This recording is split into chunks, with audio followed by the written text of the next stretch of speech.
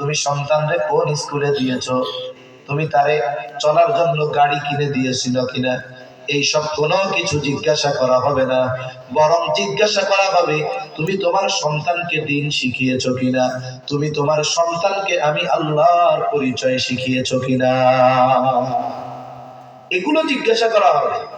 জিজ্ঞাসা করা হবে না যে তুমি কি খাওয়াইছো, কি পড়াইছো, গরুর গোশত মুরগির গোশত ভালো মতো খাওয়াইছিলা, এইগুলা জিজ্ঞাসা করবে না।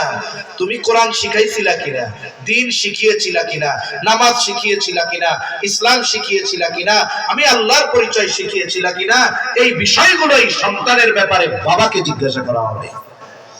এই হাদিসে যত শিক্ষা, এর মধ্যে অন্যতম একটা, যদি ওই দিন জিজ্ঞাসার জবাব যদি দিতে চাই, বাঁচতে যদি চাই, আমার অধীনস্থদের মধ্যে অন্যতম সন্তানকে দ্বীনের উপরে গড়ে তুলতে হবে।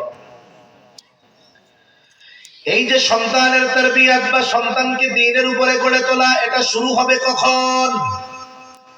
সাধারণ ধারণা, জেনারেল ধারণা বলে সন্তান বড় হওয়ার পর সন্তানকে দ্বীন শেখাবো, এটা সাধারণ ধারণা। কিন্তু ইসলাম জানায় দেয় না, না,